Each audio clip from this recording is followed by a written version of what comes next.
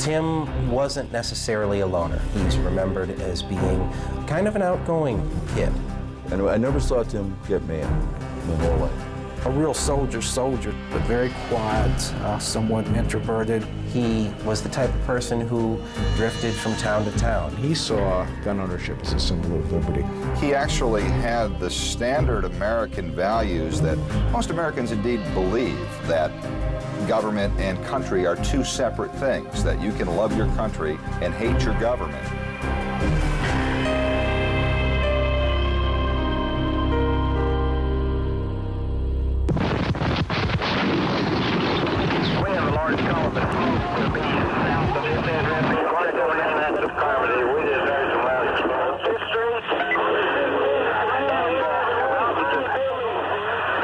The explosion took away what appears to be nearly 1/3 of the building. The entire front is gone.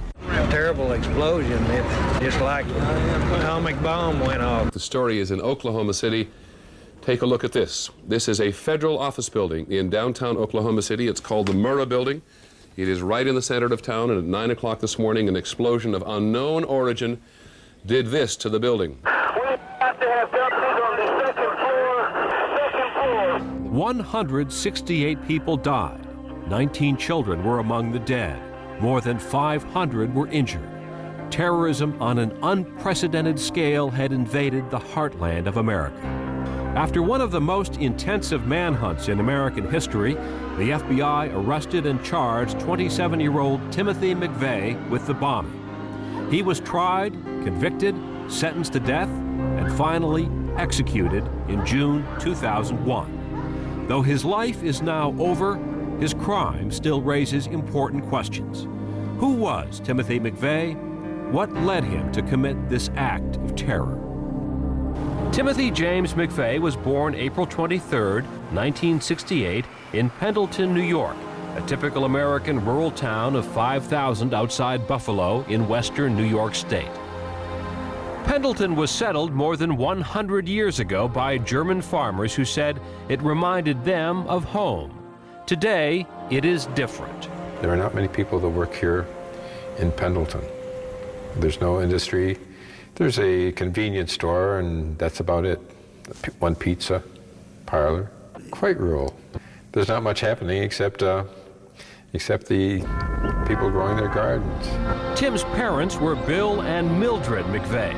They were married in 1965. Bill, a devout church-going Catholic, worked nights at the General Motors plant in Lockport and devoted much of his free time to charity. Mildred, known as Mickey, worked days in a travel agency. They were rarely at home at the same time. The first of Bill and Mildred McVeigh's children, a daughter, Patty, was born in 1966. Tim, born in 1968, was the second child, followed by Jennifer 6 years later. From the age of 6, Timothy went to Star Point Central School with 500 other kids bussed in from neighboring towns. Tim, in his neighborhood, got to be pretty well known for being kind of an attention getter, an outgoing type kid. And he used to set up haunted houses. He enjoyed inviting the neighborhood kids over to his house to have fun. And they had a pool. They were one of the only families on Meyer Road in Pendleton who had a pool. For young Tim, there was more than the pool and good times. There was his introduction to guns, not unusual in rural America. For Timothy McVeigh, guns would become a lifelong passion. Tim was very close with his grandfather, Edward McVeigh, who taught him at a very young age the importance of guns. And his grandfather purchased a gun for Tim. It was a little, a starter's rifle type gun. And he gave this gun to Tim as a present and taught him how to use it. I know Tim was interested in guns. My wife signed his pistol permit, as a matter of fact, and she had no hesitation in doing that. And I know he did have a few guns. During the winter of 1977, Pendleton was hit by a severe blizzard. Tim was 9 years old, and he was worried. He started storing water in the basement, as his grandfather had. He wanted to store food in the cellar, and he wanted to get a generator that they would keep down in the cellar, and this was where Bill McVeigh shut it off. He said, no, we're not buying a generator that we can keep in the cellar. But that's where the initial survivalism in Tim started. His early interest in survivalism taught Tim how to be alone, but it didn't mean he always kept to himself. He was to himself, but he was far from a loner. I mean, he would speak well. He wasn't an exhibitionist or anything like that. I saw him in our religious ed classes, and he certainly was, you know, one of the kids, gotten his share of trouble, but it was never ostracized in any way. You know, he was one of the kids. By the time Tim was 10, his parents' marriage was in trouble. Bill McVeigh continued on the night shift because it paid well, but Mickey was bored and went to work at a local bowling alley. That seemed to be the time that Mickey's eyes began to wander, and she was unhappy with her home life, loved her children very deeply and wanted to take care of them. Still had a love for Bill, but not a love for marriage necessarily. There was a lot of men who liked Mickey very much. She was a very beautiful woman. Mickey started spending time away from home. She frequently left the town for long periods. It was something that affected Tim very deeply. He asked a friend of his father's if he was the cause of his parents' problems. He said to this man, why is this happening? Is it something that I have done? Is it me? It was something that he began carrying with him that caused this maybe outgoing young type of kid to somehow go inside of himself. And Tim stopped talking about his family. I have no idea why she left. I mean, she was a pretty girl, and she was good to the family, and Bill, I think, is a perfect husband. But again, behind closed doors, I have no idea what goes in. When Timothy was 16, Mickey left Bill McVeigh and Pendleton for good. She moved to Florida with her daughters. Tim decided to stay with his father. Tim didn't seem to change an awful lot because he was fortunate that he went to the same school, lived in the same house, had the same friends, and it seems to me he was on the track team and, you know, kept up pretty much the same schedule day after day. Dad worked in the same place, and, you know, his life didn't change an awful lot. Though his two sisters and mother were gone, not much else was different for Timothy McVeigh. High school graduation was on the horizon, and so were profound changes he would experience in the larger world outside Pendleton. In 1984, at the age of 16, Timothy McVeigh became a self-reliant teenager. With his mother and two sisters living in Florida and his father still working nights, he learned to be on his own and to create his own interests. When Tim was in high school, he developed a computer program that was just very, very, very involved. He impressed his teachers to no end with this computer program of communicating through a modem. As far as inventive, I mean, it was just an intelligence. It was just kind of breaking forth. Just a smart kid. He was called the Wanderer on this computer system, and he was pretty well known, and people still talk about what he had done even today. Like many teenagers, he collected comic books and listened to rock music. Van Halen and Ozzy Osbourne were two of Tim's favorite groups. He worshiped the film Red Dawn, the story of school kids in Colorado resisting a Soviet invasion of the United States. Tim constantly read survivalist magazines and kept up his love of guns. One of his good friends, Justin Genter, recalled that Tim actually brought some type of an air rifle type gun to school to show off to the other kids, and remembers Tim saying, I can stand in this policeman type style and I can shoot just like a cop would, and he'd shoot off 15 rounds or however many it would do, and the other kids were like, well, you know, that's nice and everything, but you know, that's not the type of thing that we're really interested in. There was more to Timothy McVeigh than guns and computers. Much else of what he did was quite average for a teenager. He became the regular babysitter for Molly and Paul McDermott, his next-door neighbors. When Tim came, he played with the kids, and so that was great. And of course, I would check the refrigerator after he left, because he always had a voracious appetite, but stayed skinny as a rail. He was fun. He was the best babysitter I ever had. Most babysitters would come in, tell you to be quiet and watch television, put you to bed. Tim would come in, find out what we wanted to do that night. Sometimes he would play with myself and with Jenny if she was over, but a lot of the time he would spend the time with Paul. And he'd bring little plastic aliens over, and they would spend hours setting them up all over the house. And then they'd have wars, and they would come and they would sweep them all up and take them off to Mars. Toward the end of high school, Tim and his friends sometimes went drinking 30 miles north of Pendleton in Niagara Falls, Canada. But Tim was rarely seen on a date. Other kids in school remember Tim always calling the beautiful girls up, the prettiest girls, and them always saying no. He never wanted to settle. He always wanted the moon. But he was never able to connect with one who had the same interest in him as he did in her. Tim stayed interested in the church because of his father Bill's strong influence. For his confirmation, Liz McDermott had planned an all-day retreat. But Tim thought it was important to follow the rules in high school and at first refused to go.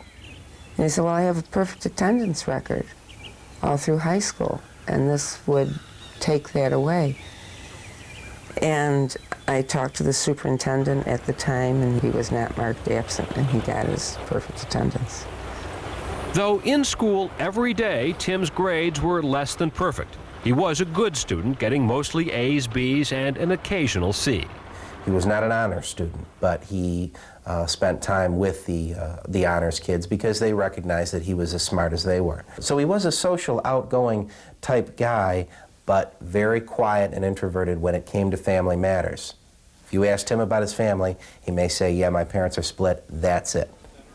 After he graduated from Star Point Central in 1986, like many 18-year-olds, Tim was unsure what he would do with his life. Welcome, Burger King. Nice of you order.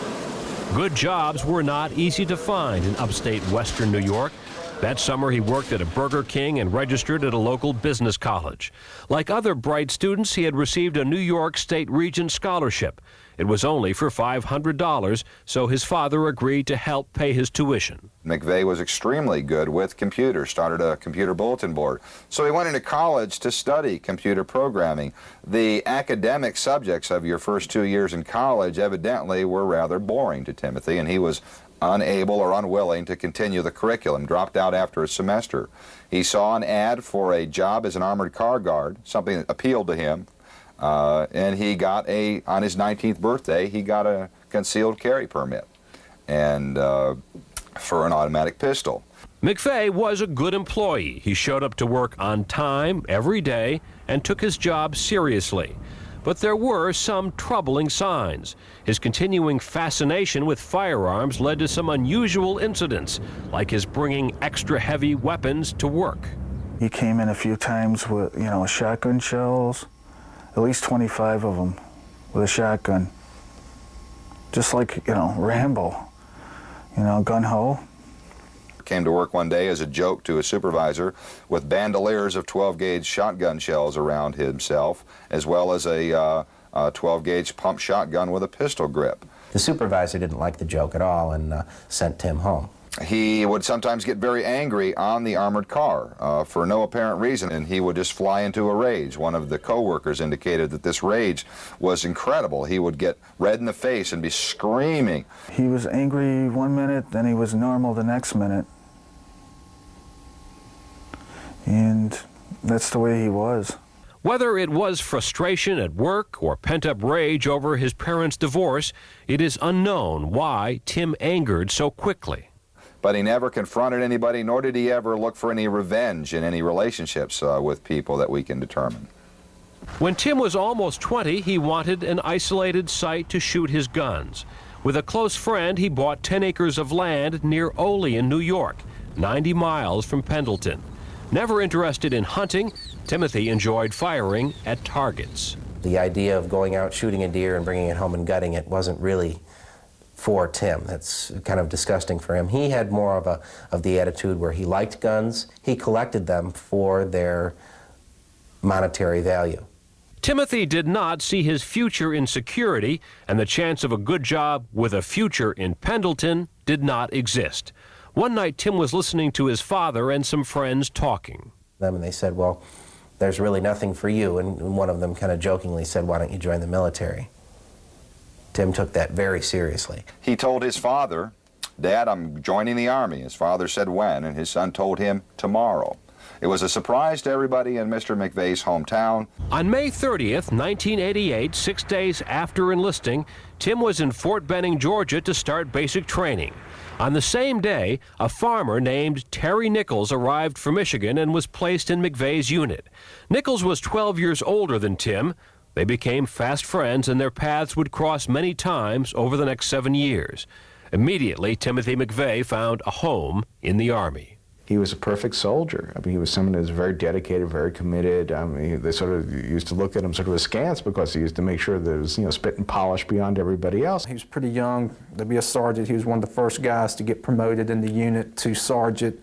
Not many people had a problem with that because we all figured he pretty much earned it. He was somebody who read manuals on tanks and guns and weapons from front to back constantly.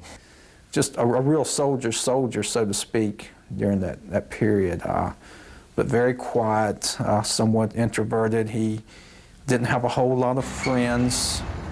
We would go out drinking and partying and trying to have a good time. And he never was a part of that. When soldiers in his unit drank too much in nearby Junction City, McVeigh would drive them from the bar to the barracks, but for a price. I never saw him spending money hardly.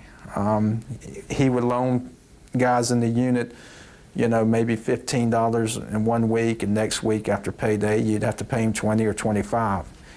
But it was a straight-up deal. People knew if you went to him that he's going to loan you a certain amount of money, but he expected something in return. More importantly, as a soldier and their sergeant, his men trusted him. He was the type of person who, if you were in a hole with somebody, you would want to be there with Tim because you could bet that Tim was going to be the person who would come out alive, and you just might too if you were along with him. He is a self-described survivalist. He would talked about a certain shelter or a bunker and having weapons in there and guns in there, a place to go in case perhaps the apocalypse hit or something like that he would have a place to go and survive. He attended gun shows every now and then, and where you would find different publications about how possibly one day America was going to take the right to own arms away from the people. He seemed to was afraid the government may take his guns away, may infringe upon his rights as a gun owner. He had a distrust of the government, definitely, at that time. I never sensed in any way at that time that he had a hatred for the government at all. During his stay at Fort Riley, Kansas, McVeigh had been selected to try out for the Special Forces, the exclusive Green Berets, his dream assignment in the military. And had trained extensively for it, doing hundreds of push-ups and hundreds of sit-ups every day, carrying 100 pounds of gear 13, 15 miles a day to get himself in the physical condition for the course. The Gulf War changed that for him. Sergeant Timothy McVeigh was an expert gunner on a Bradley fighting machine. He and his unit, parts of the 1st Infantry Division, the Big Red One, were sent to the Gulf and were in place, ready for war by January 1991. McVeigh, not yet 22, would get his first taste of combat, his first kill, his first medals, and a deeper distrust of his government. Timothy McVeigh was only 22 when in January 1991 he arrived in Saudi Arabia ready to fight for his country. He was a gunner on a Bradley fighting team and a leader in his platoon, and he was well known for being an excellent shot already. He was cleaning his weapon a lot. He always made sure that his weapon was ready to fire. During the weeks that his unit waited for the war to start, McVeigh and his men were up every morning at 4:30. The days in the trenches were hot, the nights cold and long. We would stay in those trenches until the light came, make coffee and build a fire and sit around and drink it, and that was it until the sun came out. And We would basically watch over that desert to see if anything came, and we did that every day up until the ground war started.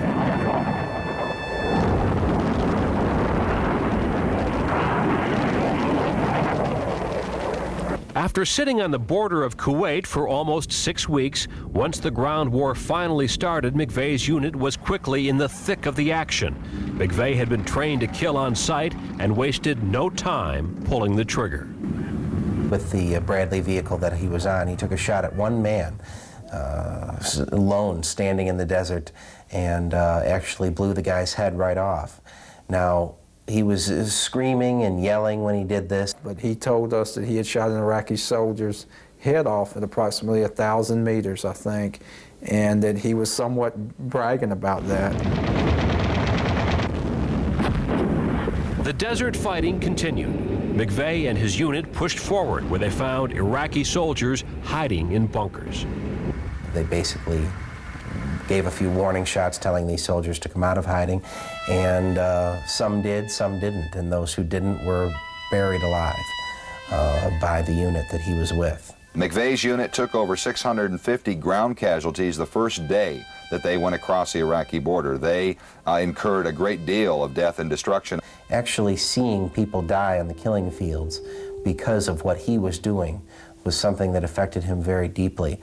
It was not what he had originally imagined would be service for the U.S. Army. Sergeant Timothy McVeigh was awarded the Bronze Star for Valor and the Combat Infantry Badge for his part in the fighting. When the war ended, his unit was part of the security force assigned to guard General Norman Schwarzkopf in Saudi Arabia. Suddenly, he was told to return to the United States. His long-desired wish to try out for the Special Forces, his revered Green Berets, had finally become a reality. He was getting everything ready. He was happy. He was excited. He was moving, you know, because he was going to the Special Forces. McVeigh got on a troop transport, went home on a brief leave for about a week. After arriving in Fort Riley, Kansas, McVeigh's first stop was his favorite restaurant, the Rock House Tavern. He still had his clothes he wore from Saudi, you know, he still had sand on him. And he told me, he said, I just got off the plane, and he said, all I could think about was your food, your breakfast and your burgers, and he said he'd help me make it through that over there. 1 week later, Sergeant Timothy McVeigh was at Fort Bragg, North Carolina, undergoing the strenuous Special Forces tryout.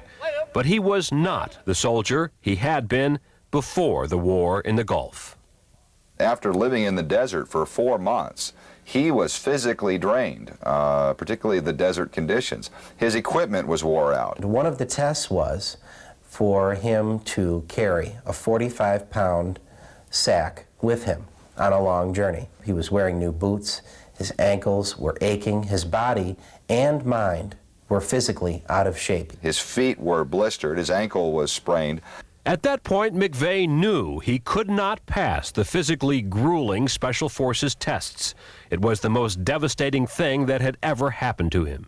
And he sent a written notice to the camp supervisor, a voluntary statement of withdrawal. It reads, I am not physically ready. It was his first failure in the military, and his buddies saw really an altered McVeigh when he returned from that experience. He was somebody who had succeeded in everything in the military before. Now he had failed, and he seemed somewhat embittered and soured. After washing out of the Green Berets, McVeigh returned to his old Army base in Fort Riley, Kansas. He was restless and moved off base, but could not settle in any one place for long. He read and reread the Turner Diaries, a book he discovered in survivalist magazines. The Turner Diaries is this novel about race war in America, where this group of white supremacists basically take over the country, take blacks and Jews and people that are married and mix marriages, hang them up from the lamppost. I mean, just this really apocalyptic novel. Timothy McVeigh loved it.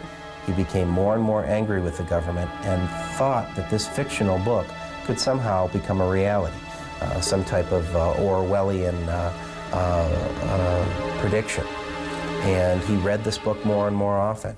McVeigh carefully read the newspapers and became angry over what he considered unwarranted arrests, many gun and drug related, that were made by the federal government. He was someone who increasingly read and spent time with conspiracy-oriented, right-wing type books. McVeigh still collected guns, and he would sit in his room and clean them in his spare time. He was becoming more of a loner every day. Then, to the surprise of everyone, on December 31st, 1991, he took an early discharge from the Army and went home.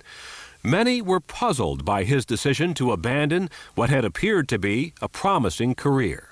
By all accounts, he went back home as a 23-year-old war hero and led a fairly normal and ordinary life. Got a full-time job, dated a couple girls up there, and worked as a supervisor at the security company. He stayed in Lockport for a while. He wrote a couple letters to the Union Sun and Journal, the local newspaper, detailing how unhappy he was with certain government laws, certain practices he had seen going on in the government. About a year after getting back, he just started to drift. He wanted to go out west. He was drawn to the desert from the Desert War experience. So the teenager who called himself the Wanderer on his computer became a drifter, never staying in one place long enough to put down roots. He would link up with his old Army buddy Terry Nichols, steeping himself in anti-government philosophy, visiting gun shows, and flirting with the newly emerging militias. Timothy McVeigh was on a journey that seemed to have no end.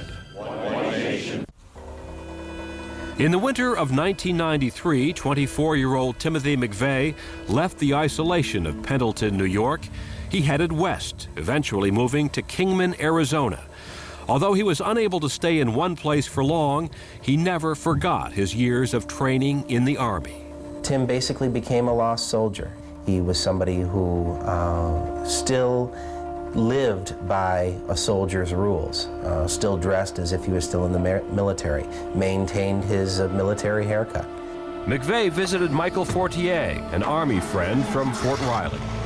Fortier, who was already in Kingman, an Army buddy of his, seemed to have had connections with some remnants of a group called the Arizona Patriots, which was a right-wing paramilitary group. He was staying with the Fortiers, and they recall him taking soup cans from out of the cupboard and placing them on the floor of their trailer home and showing how a bombing could occur. In Kingman, McVeigh found part-time work, once again in security, and rented a home in the Canyon West Trailer Park.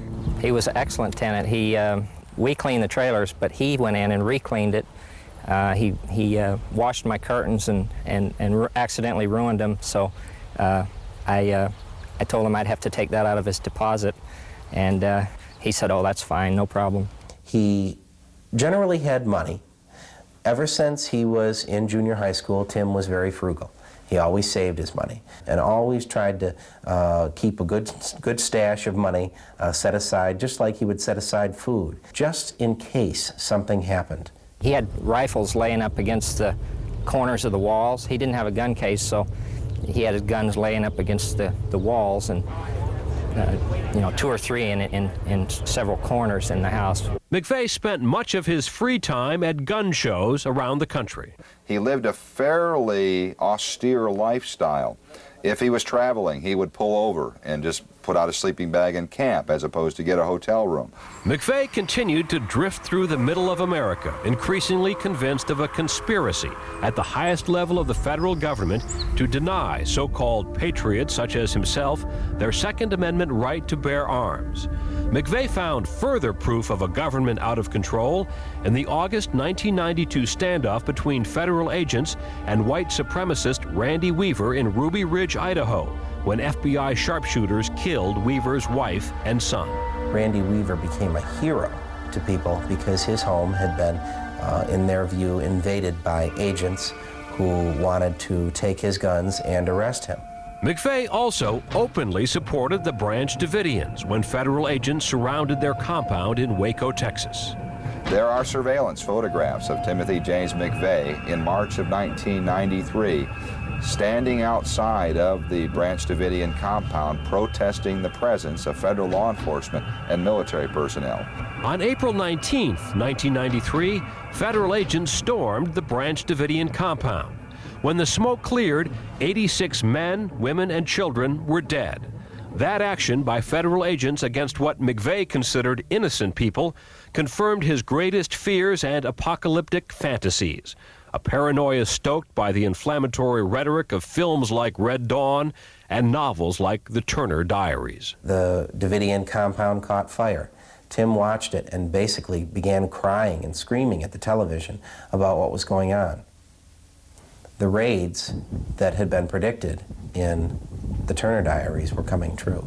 The Turner Diaries had become McVeigh's Bible. When not selling the book at half price, he gave copies away at gun shows. And the book, if I recall correctly, I think on page 38, describes in great detail how shortly after 9 o'clock in the morning, the hero of the book with some friends put together a truck bomb of approximately 5,000 pounds of fertilizer and fuel and blow up. In this case, the federal building was the FBI office in Washington, but otherwise it's remarkably similar to what happened in Oklahoma City. In November 1993, the Brady Bill was passed, requiring a waiting period for the purchase of all handguns.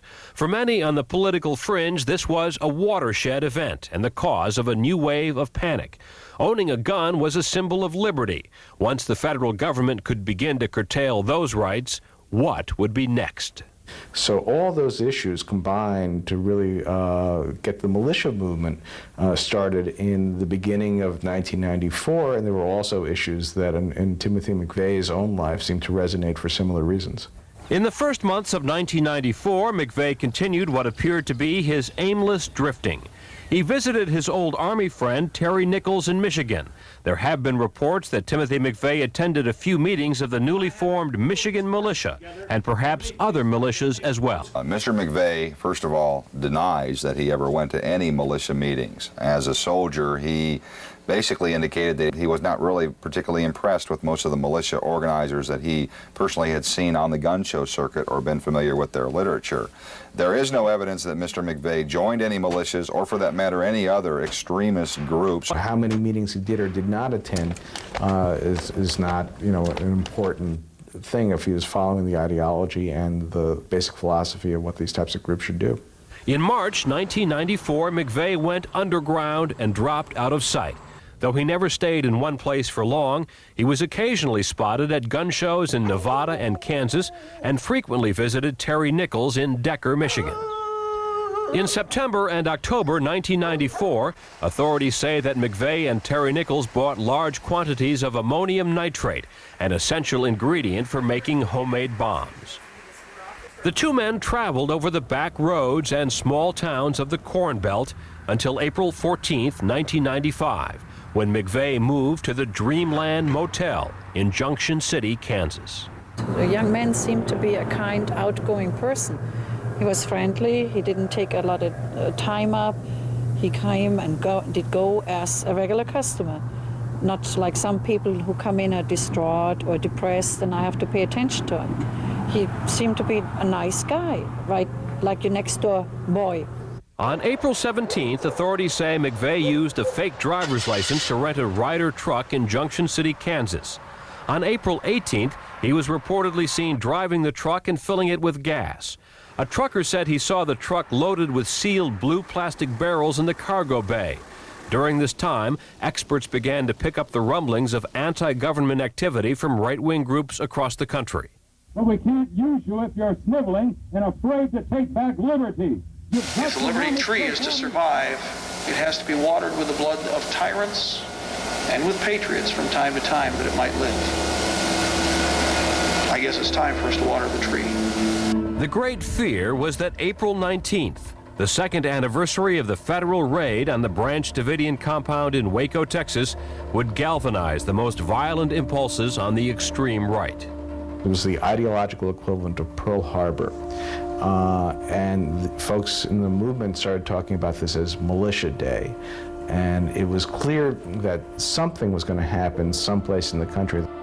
At approximately 8:40 in the morning on April 19, 1995, a slow-moving Ryder truck was seen near the Alfred P. Murrah Federal Building in Oklahoma City. At 9 a.m., a tall man was seen hurrying away from the parked truck. At 9:02 a.m., the truck exploded with tremendous force, blowing out 9 floors of the building. The nation now had to come to grips with the shock of this unprecedented event and the reality of terrorism in the American heartland. On April 19, 1995, a blast devastated the Murrah Federal Building in Oklahoma City. The bomb went off just as hundreds of people had showed up for work, just as children had been dropped off at a daycare center on the 2nd floor. 168 people, including 19 children, died in the attack, and more than 500 were injured. Within minutes, a valiant rescue effort was underway. Soon after, an intense manhunt began to find the bombers. We will find the people who did this. When we do, justice will be swift, certain, and severe. That morning, Timothy McVeigh had been speeding down a rural Oklahoma highway in his dust-covered yellow Mercury. Within hours of the blast, he was pulled over by a sharp-eyed highway patrolman, although the FBI would not be aware of this for a few days. 10:20 a.m., which was 75 minutes after the explosion, Trooper Charlie Hanger stopped the vehicle for not having a tag displayed. During the ensuing conversation, he noticed a bulge under the fellow's jacket that he immediately took to be a gun in a shoulder holster. Police say the pistol McVeigh carried was loaded with illegal, armor-piercing bullets. He was arrested and jailed in Perry, Oklahoma, where he supplied them with his real name and Social Security number. Meanwhile, the FBI had found a piece of McVeigh's truck at the Murrah Building. This led them to the truck rental office, where they obtained physical descriptions of 2 men. The following day, the FBI released sketches of these men. The manager of the Dreamland Hotel soon identified John Doe number 1 as Timothy McVeigh, and his name was entered into a national crime computer. By the next morning, April 21st, the FBI had located him still sitting in the Perry, Oklahoma jail. He had been only hours from release. Investigators breathed a sigh of relief. When the FBI arrived to question McVeigh, he would only give them his name, height, and weight. They were struck by his composure and his military demeanor. Here is a guy that has this never-ending loop-type tape running through his mind. He's running through his mind that I'm a soldier. I went on a mission. I got caught on my mission, but I'm still a good soldier. McVeigh was held as a suspect in the bombing and was brought back to Oklahoma City, where he faced angry crowds. Soon after, Terry Nichols gave himself up to the local police in Michigan. By August 1995, both McVeigh and Nichols were indicted by a grand jury in Oklahoma City. They would eventually face separate trials. As McVeigh's attorneys prepared his case, their client was already facing public rage. Since the case aroused such intense feelings in Oklahoma City, it was moved to Denver, Colorado to ensure a fair trial. There, on April 24, 1997, just over 2 years after the attack, the trial of the United States versus Timothy James McVeigh began. He was accused of the largest mass murder in American history. McVeigh refused to take the stand and showed little emotion during the trial. On June 2nd, he was convicted on all 11 counts, including using a weapon of mass destruction. Many of the victims' families rejoiced when they heard the news. McVeigh was sentenced to death and was transferred to a federal prison in Florence, Colorado. Within this supermax facility, McVeigh lived in a unit reserved for the worst offenders. It sort of reminded me of the cells in Silence of the Lambs. The first cell was Ted Kaczynski, the Unabomber, and next to him was Ramzi Youssef, the bomber responsible for the World Trade Center bombing. Then we got to the end of the row, and there, as I looked in through the plexiglass, there was Tim McVeigh. He had literally taken his place alongside some of the most infamous criminals of his time, spending 23 hours a day in his cell. Eventually, he admitted his guilt to 2 reporters from the Buffalo News. He later said he regretted that children had been killed, but never expressed any remorse over his actions. He always claimed the victims were collateral damage. he talks about it in tactical terms as a military man, never in terms of remorse, never in terms of the pain that he caused to all those people in Oklahoma City. In 1999, McVeigh was transferred to death row in the federal penitentiary in Terre Haute, Indiana. He made a few attempts to appeal his conviction, but all failed. Finally, on December 12, 2000, he asked a federal judge to halt any appeals on his behalf and set an execution date. It was set for May 16, 2001. It's a joke to Tim McVeigh. You can't punish him. He sees it as a win-win situation.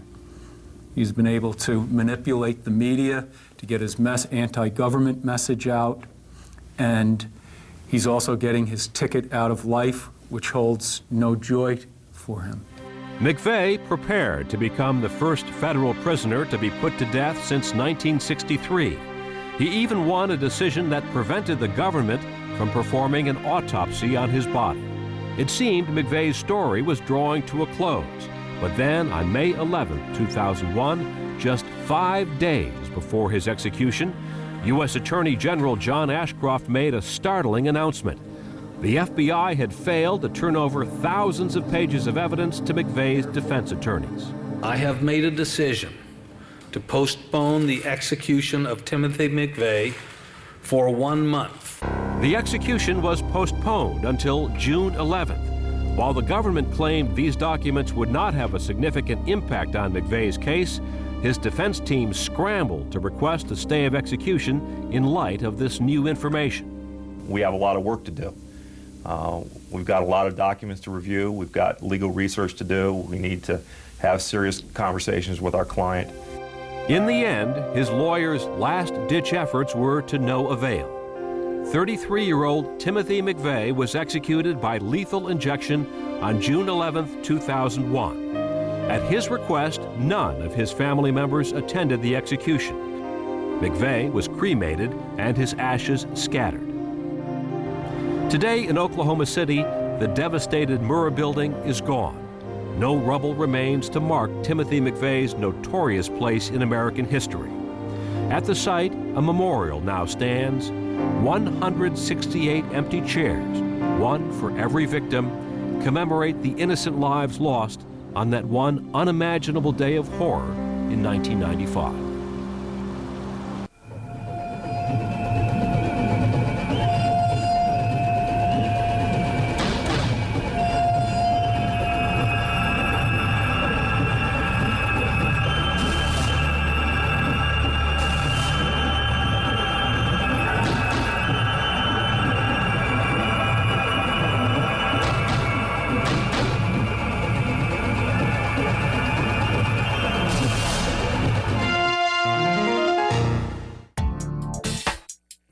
This program brought to you in part by Flair Magazine.